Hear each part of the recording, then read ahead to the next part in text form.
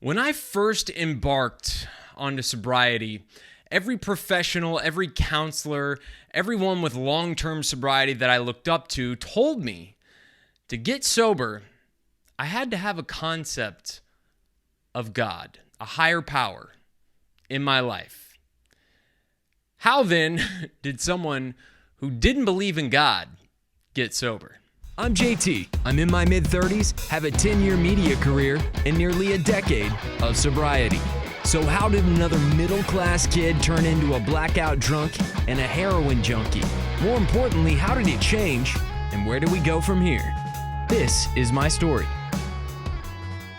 There's many reasons why people with experience, people with professional experience would tell someone embarking on sobriety, specifically if they're coming into it from a 12-step perspective, that a higher power or God needs to be part of the program. Part of that is because, and again, I don't dig too deep into the literature, but quite literally, you can't get through the 12 steps without embracing that in some respect.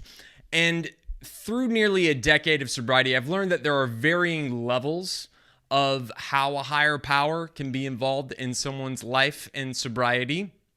And straight out, it is certainly, in fact, I've learned quite often not the case that it is the Bible's God or any other big-time world religion's God that happens to be that person in sobriety's concept or conception of God. In my case, I came to sobriety with a very, as I've mentioned before with other aspects of my life, quite a stereotypical young person's view of God and religion. I was raised in Texas, so I was raised in the church with a family that was religious. Wasn't anything crazy. We went to Blue Jean Church, rock concert church, Bible church. And I was a real believer when I was a kid. And like many young people, when I became an adolescent, then a teenager, then someone in college, I became agnostic, not a believer. You can't get me to believe all these fairy tales, on and on and on and on down the line. And you can imagine that my behavior, my drug use, my dark experiences in my life had something to do with those thoughts and feelings. It happens different for everyone. For me, I was eased in to having a conception of a higher power and God, more so than many people that I've had experience with. But I'll say, I tried to get sober once or twice in college, and the God thing was a real hurdle for me because I just didn't even want to talk about it. I didn't want to accept it. I didn't believe, along with a lot of other stuff, that it turns out I definitely wouldn't have been able to get sober because I refused to believe that it had to be a part of it. I was still running on this idea of I was going to have some sort of control over this thing. Obviously, I hadn't been to enough meetings and hadn't talked to enough people or done enough work. But the big reason, I think, my perspective on it, that people in the know, so to speak, tell new people that God needs to be part of this experience is because there typically has to be some element of giving up control. And that's hard to do without God. And keep in mind, a lot of these things were conceived of early in the 1900s. You're thinking about where our country was, where this was formed during that time. It's really just over the past several decades that secularism is really kind of part of the fabric of our culture. I mean, you can look at the founding documents. Anyways, I won't get too deep into the weeds on that stuff. For me, I didn't believe in God. Again, I said I was agnostic, so I was open to it because I realized that the universe is large and vast and things happen that I can't explain. So I wasn't an outright atheist. But again, I think there's a lot of arrogance for me that I noticed in other people around my age too, I will say.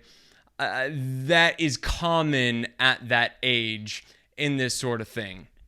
On the other hand, my sister and my mother, who, by the way, had a tough life, very sick, ended up passing away a couple of years ago, and have been sick my entire life, single, most of that. My mother had the most beautiful life, the most secure person I knew, confident person I knew. And from my, again, arrogant perspective, I didn't think she had so much to be confident about. But I think mainly because of her relationship with her higher power, her spirituality, she had such a fruitful life and had such a full life. My sister, the same thing. So again, I am fortunate because like I had examples of sobriety working in my life, I also had examples of the higher power working in other people's lives that were close to me, I should say. Many people don't have that, which makes these hurdles bigger when you try to get sober. The other thing, and I mentioned I kind of got eased into it, I had a couple what you may hear called burning bush moments. So these are like very, not to say hyperbolic, but elaborate or illuminate experiences that may shake you into, in my case, shook me into starting to believe that there might be higher power. And I've talked about this before, but one of those was sitting in that motel room. If you want the deep dive on this, you can go to my first video, the My Story video. Sitting in that motel room, being ready to die, doing my last bit of heroin, and having this light bulb go off that I couldn't explain as any thought of my own, saying, hey, you could give this a go. When every thought in my life up to that point was, this is over, there's no point in trying anymore. And it was just getting worse and worse and worse and worse to the point where I didn't want to wake up anymore. It couldn't have come from me. That was my experience, at least. That's what I thought. So that helped me ease into it. The other thing is I found that when I was willing, I became ready. And while I still didn't have that religious experience or formatted specific view of who God was to me, I was very willing. And one thing I will say is that from the moment that I had that light bulb go off to getting the process started, starting to take those small steps in front of me to start the process of sobriety, I was very willing. And again, this is a hurdle that many, many people have that keeps them from getting sober or makes it more difficult to get sober, that I was very fortunate with, because I just had the mindset that everything that I had tried hadn't worked. So I may as well listen to everything. My family was paying a lot of money for me to get this, what was a very well thought of, very well respected rehabilitation treatment. I might as well listen to these people and do what they say, do every little thing that they say, whether I fully bought in or not, just do the action. We have a saying, act your way into right thinking rather than think your way into the right action. And it actually works. It's another one of those cliches that absolutely works. And so one of those things was the God thing. And so I didn't really know how to do it at first, but I started to learn through other things in sobriety, like we say, the action, the doing it rather than thinking about it. And the more I did it, the more the thinking part started to make sense, the more I could get my head around it, the more I could build a conception of certain things. And so I'll give the example. I had really no conception of God. I had not prayed since probably I was in elementary school. And I had been told that prayer would be a big part of getting sober. Again, doesn't have to be the stereotypical or the widely viewed version of prayer. It can be the prayer that you interpret through your conception of a higher power that you build for yourself. But I've been told that this is a big part of it, and I need to start getting used to the idea of praying. And I had this moment where I was sitting outside my rehabilitation center. And again, this is outpatient. So it was, I go in, I come out every day. And I was about 30 miles away from my mom's couch, which is where I was sleeping. I had dirty tags on my vehicle. I had stuff that I hadn't dealt with. If I got pulled over, I would have certainly gone to jail, certainly lost my job, would have made the sobriety take a lot harder. And on top of that, my vehicle wasn't even functioning. I knew I probably had enough air in my tire to maybe get home, maybe. And so all these sorts of things are mounting up. And the first time I prayed in sobriety, and since I was a child, was I did this foxhole prayer to just make it home, to just be able to make it home. I promised I would deal with it. It wasn't because for the first time in a long time, it wasn't because I was just neglecting to deal with stuff. My day was actually being filled with positive things. I just hadn't been able to fill the tire up. And that was the first time I prayed. And I just took the action. Now, the old me, and probably still some of the me there, would have thought, well, there's no sense in this. This has no bearing on if I'm going to make it home or not. No one is up in the sky making sure I get home all right. But having had that experience in the motel room and having had to start getting the ball rolling and seeing things start working for me and listening, taking the things that made sense from these smart people that we were paying good money to help me, I just figured, what's the worst that could happen if I do everything they say to do? These well-intentioned people, I trusted them. They hadn't given me a reason not to trust them yet. I just thought, if I do everything they say and it doesn't work, I can always go back to heroin. How great that was. But seriously, if the worst thing that happens is I'm right back where I started and maybe something in between there, that's okay. I can live with knowing that I tried and I did everything that was asked of me. And so, of course, one of those things was praying. And so that's kind of how I started getting the ball rolling. By the way, I got home okay. And I didn't immediately think, it was God kept me from having any trouble that day. But it did start to open up my mind to conception of a higher power. That being one of the big things, the big obstacles that a lot of people have. Once I started taking those actions, whether I fully bought in or felt comfortable with it or not, everything else started getting a little bit easier. This is what I've learned, and this is what you hear a lot of professionals talk about. Again, the acting your way into right thinking, taking the action, whether it makes total sense or I'm used to it or I even believe it's going to work in the first place, and all of a sudden start to believe. And here's the beautiful thing about it. For me and for many, many other people, in fact, every single person I've ever met that's had serious success in sobriety, the good things start to come. The good things start to come. And if you've started to open up your mind to those things, as I had, I started to recognize those good things. It was really easy for me to recognize those good things. Keep in mind, I'd been recognizing a lot of bad things in my life. So all of a sudden, now that I've opened my mind up and I've been willing and I've been taking the action, I've been doing what smart people are telling me to do, I notice the good things that are happening to me. And what do I start doing? I start attributing those things to the only thing I know to, not me, but this higher power that spoke to me that night in that motel room. And so slowly I started forming my conception of God. And again, I don't like to get into the weeds of the 12 steps of the big book because I think this can be applicable across the board. And this is just my experience. And again, there are some traditions I like to respect.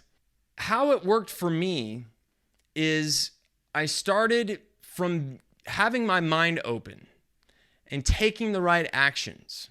I started attributing these positive experiences, these rewards, if you will, for taking the right steps to a higher power. And all of a sudden, and this continues to this very day, and I believe will continue as I move forward, positive things happen in my life. They don't directly happen right when I'm doing something right. After a while, you're kind of just expected to do the next right thing, okay? Because I've had a lot of experience, I've had a lot of training, and Lord knows I can have bad days and will have bad days. But now, I don't expect to see these good things pop out of the sky every day that I'm doing the right thing.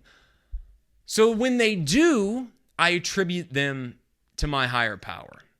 And I speak to my higher power, and I have a relationship with my higher power, and I pray to my higher power. And, sometimes I have long and lengthy prayers, and I typically pray daily.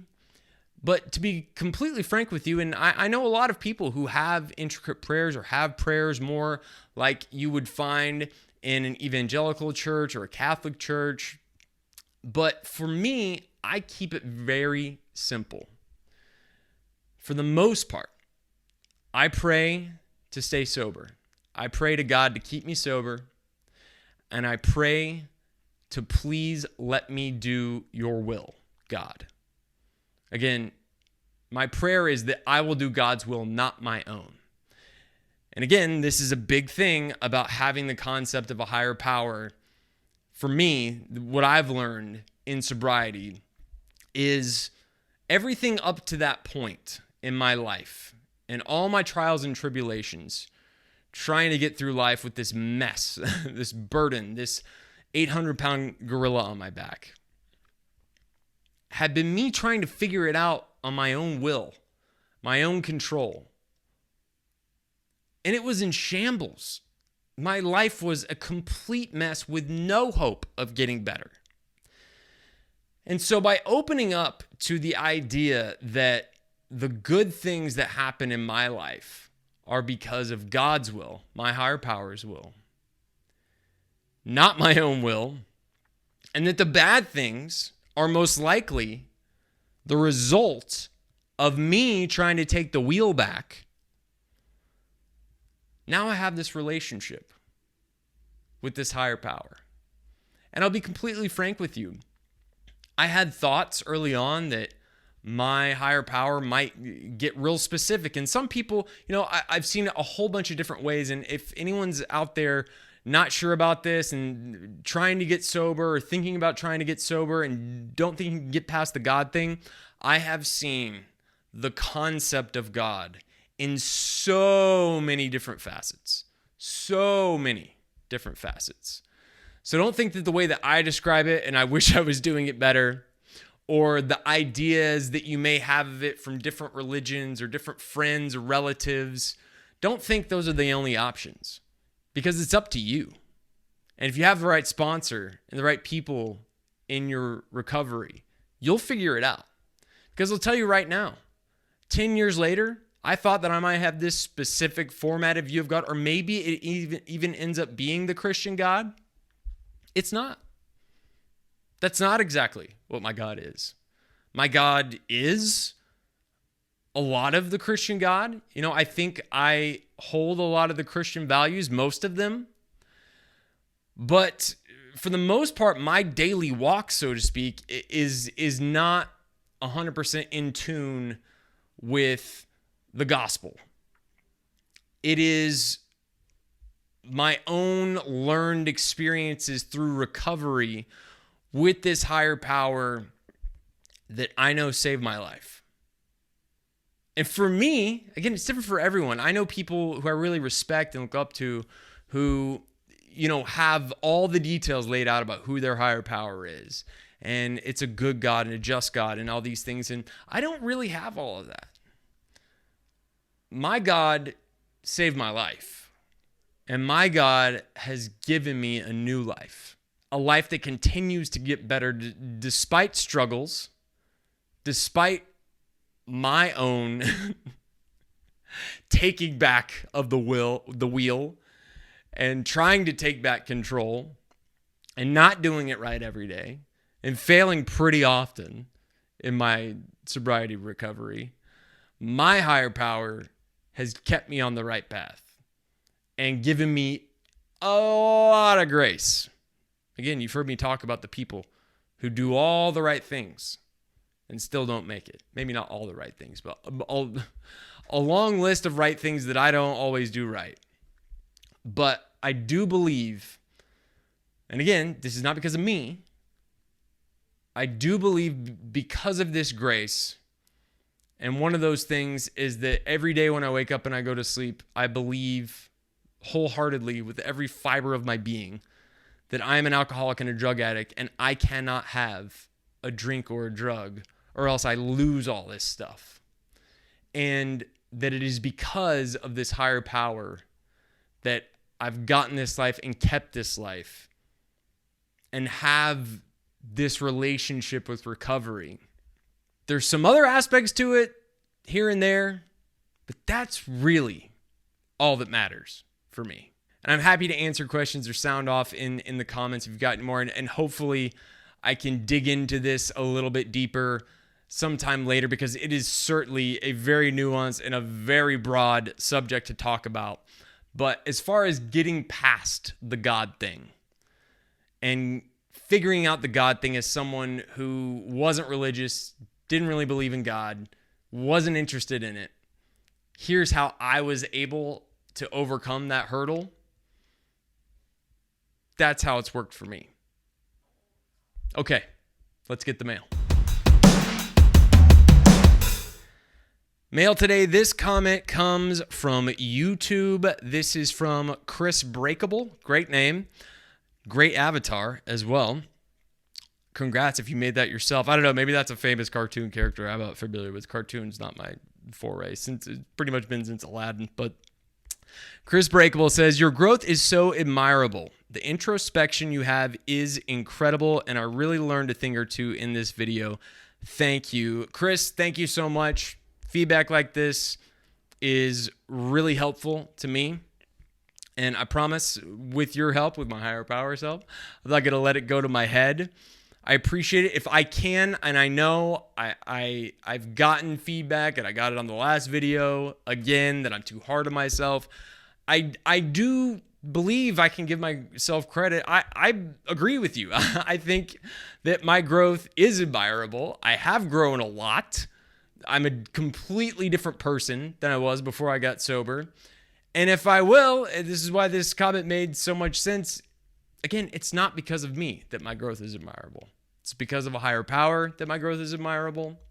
It is because of recovery and a program of recovery that my growth is admirable. And please let it be a testament to whatever you may believe that is shaping your life and shaping this earth as a higher power, and to recovery and the wonders that it can work for people like me who were dead to rights.